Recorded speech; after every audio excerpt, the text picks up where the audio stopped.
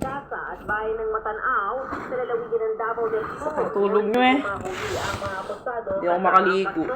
Maliban dito, Naliguan ko muna linisan ko muna kayo. Sa mga miyembro ng Kingdom of Jesus Christ upang makakalap ng Kaya? dapat na impormasyon.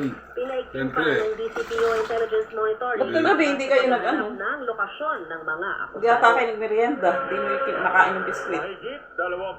Konti lang eh. Kumain akong biskwit. Sa Maynila, itibagi sa pagbabawal sa mga tricycle, e-bike at e-trike sa mga Gugupitan ko nga sana kay kanina eh. Re-razor ko kayo eh. Eh nakatulog. Tagal niyong gumising. Tanghali na. Bukas na lang.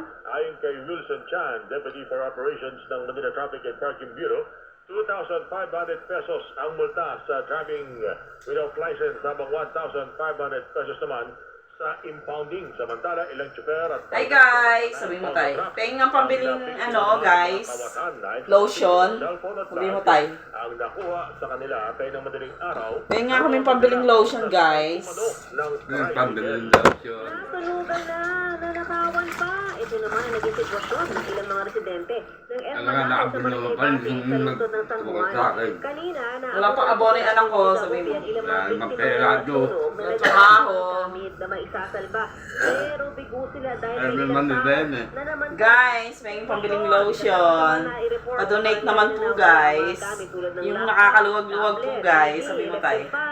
Bag na may lamang pera. Yung nakakaluwag-luwag po. Hindi, nakakalupag yun. Kani. Sila po yung nagbibigay po ng pangkain po natin. Sa Kabuuan, may 100 pamilyang nasunugan na dinala na sa San Juan at Gil, Barangay Pati Multipurpose Center, balang moto-covered Si Tanit si Lenya.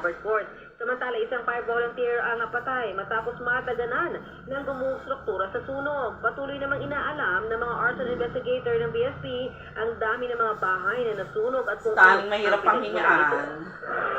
Super Balita sa Tanghali, Nationwide! Narito pong muli mga headlines natin, mga balita. Luzon at Visayas goods na sa ilalim sa yellow alert mamayang alauna ng hapon hanggang alas 11 ng gabi ayon sa Department of Energy. 18 planta naman na kuryente hindi gumagana ngayon ayon yan sa National Grid. Bukas tayo ligo ka tayo, hindi pwedeng hindi eh. Kasi pag naligo ka, mas nababawasan yung mga kate-kate. Hindi ka naligo.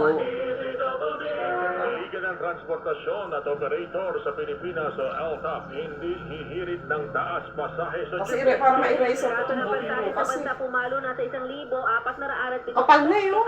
Kapal ang buhok nyo. Wala na nga yung buko eh.